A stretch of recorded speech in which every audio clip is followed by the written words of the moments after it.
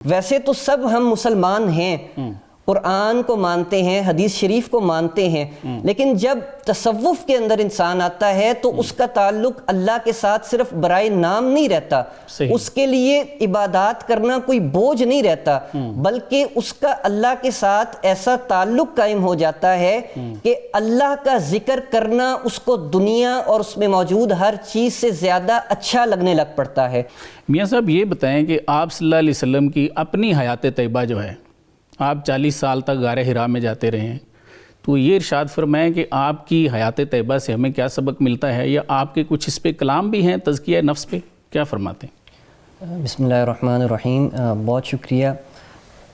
جو آپ نے بات فرمائی کہ تزکیہ نفس جو ہے جی یہ خالصتاً قرآنک ٹرمینالوجی ہے، ٹھیک، اور اس کا اسلام کے ساتھ بہت گہرا تعلق ہے، بالکل صحیح، کیونکہ اللہ تعالیٰ نے قرآن کریم میں انسان کے ظاہر کا جہاں پر ذکر کیا ہے وہاں پر اس کے باطن کا بھی ذکر کیا ہے، بالکل ٹھیک، اور اس کے باطن کی بہت سی حالتوں کو بیان کیا ہے جی، کہ ایک انسان کا ظاہر ہے اس کی نشو و نما ہوتی ہے کھانے پینے کے ساتھ، جی، اور خوراک کے ساتھ اس کا ظاہر بڑھتا ہے، لیکن ایک اس کا باطن بھی ہے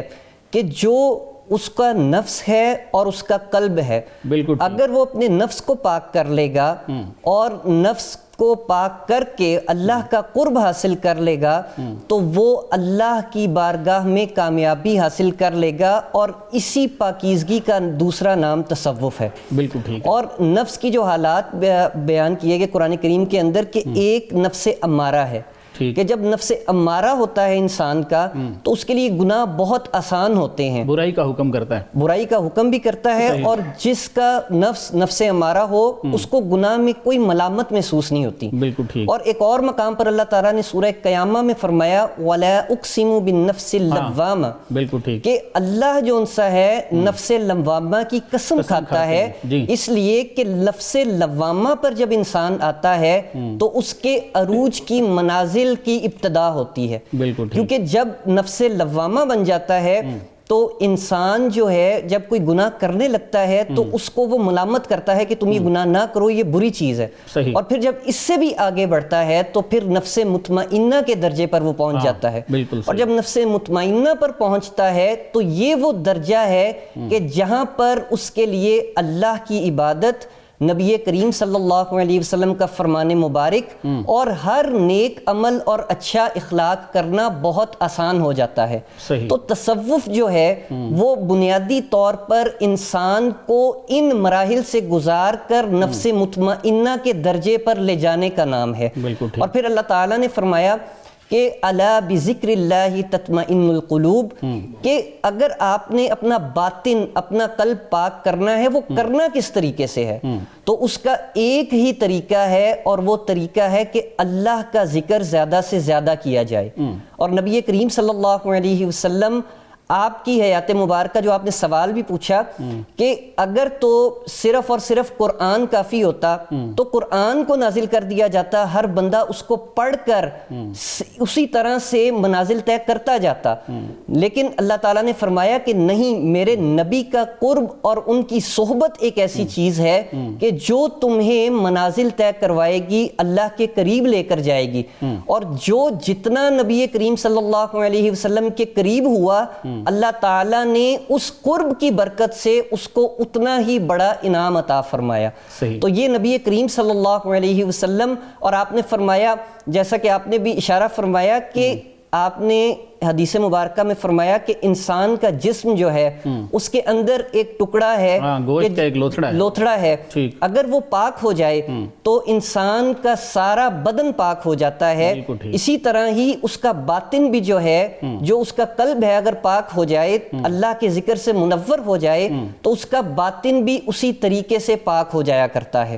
تو تصوف جو ہے وہ خالصتاً اسلام کی ایک بنیادی اجزاء میں سے ایک جزو ہے، اور جو بھی شخص اسلام کی ابتدائی مراحل سے گزرتا ہے جب وہ اللہ کا قرب حاصل کرنا چاہے، ویسے تو سب ہم مسلمان ہیں،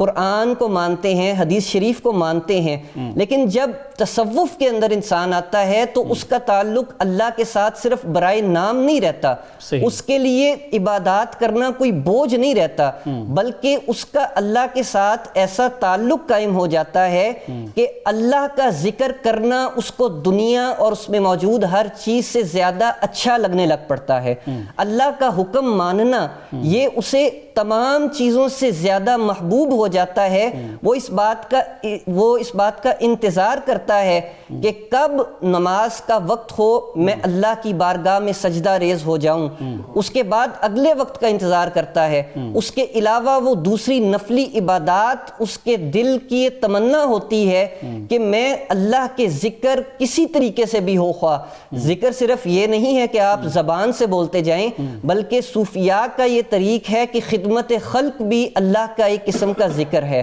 دوسروں کے ساتھ اچھا رویہ رکھنا، نبی کریم صلی اللہ علیہ وسلم کی سنت پر عمل کرنا، یہ تمام چیزیں جب اس کی زندگی کا حصہ بن جاتی ہیں تو پھر وہ جو ہے ایک پکا صوفی بن جاتا ہے۔ شرک پوری صاحب یہ فرمائیں کہ لوگ آفٹر آل کیوں جوڑتے ہیں ہندوستان کے ساتھ یا یونانیوں کے ساتھ، کہ اگر ہم اہل یونان کو دیکھیں تو وہ سورج چاند ستاروں کی پوجا کرنے والے لوگ ہیں، ابتدا ان کی جب آپ دیکھیں تو اگر ہندوستان کو دیکھیں تو یہاں پہ ان کے مندر ہیں، بت رکھے ہوئے ہیں انہوں نے، ٹھیک ہے، تو ہمارے ہاں تو کوئی ایسا مندر نہیں ہے، کوئی مورتی نہیں ہے، کوئی بت نہیں ہے، ہماری مسجدیں ہیں، ارکان اسلام پہ تمام لوگ جو ہیں وہ ظاہر متفق ہیں، تو لوگ ایسا کیوں کہنا شروع ہو گئے؟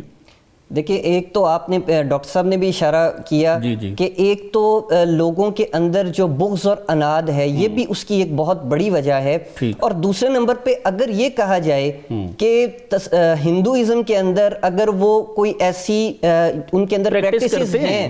تو پھر تو ان کی کتاب بھی ہے، تو ہم صرف اس بات کے اوپر کہ ان کے پاس ایک کتاب ہے اور ہم سے پرانی ہے تو ہم قرآن پڑھیں اور یہ کہیں جی مسلمان ان کے جیسا عمل کر رہے ہیں، یہ نہیں ہو سکتا۔ اسی طرح جو بھی چیزیں ملتی جلتی پہلی شریعتوں میں بھی یہ چیزیں تھیں، وہ ان کا کچھ نہ کچھ حصہ اگر بچ جائے یا وہ اس طرح کا عمل خود شروع کر دیں، وہ اپنی کسی چیز پہ عمل کرتے ہیں جیسے بدھسٹ کرتے ہیں، تو وہ بدھا بھی تو یہی کچھ کرتا رہا اسی طرح بیٹھ کے، تو اب ہم کہیں کہ یہ بدھزم سے ہم آئے،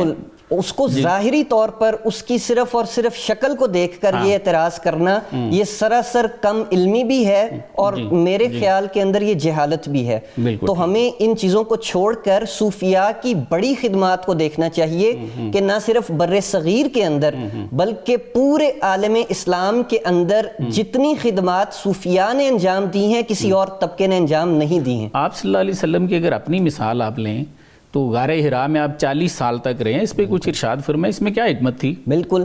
نبی کریم صلی اللہ علیہ وسلم آپ اعلان نبوت سے پہلے بھی تشریف لے کر جایا کرتے تھے اور کئی راتیں آپ اللہ کے ساتھ تعلق کو قائم کرتے تھے دنیا سے کٹ کے۔ تو یہ اس کے اندر یہی حکمت پوشیدہ تھی کہ جب آپ نے اپنے رب کے ساتھ تعلق قائم کرنا ہے تو آپ ساری جگہوں سے توجہ ہٹا کر فوکس صرف اپنے معبود کی طرف کر لیں، اور جب آپ اپنے معبود کی طرف تعلق قائم کر لیں گے، دنیا سے اپنا تعلق قطع کر لیں گے، تو اللہ تعالیٰ کے قرب کی وہ منازل اور وہ سکون آپ کو ملنا شروع ہو جائے گا۔ تو ہمارے جو صوفیاء ہیں وہ بھی جو نفس کشی کے لیے کچھ عرصہ خلوت کرتے ہیں تو یہ آپ صلی اللہ علیہ وسلم کی سنت مبارکہ، بالکل اسی طرح۔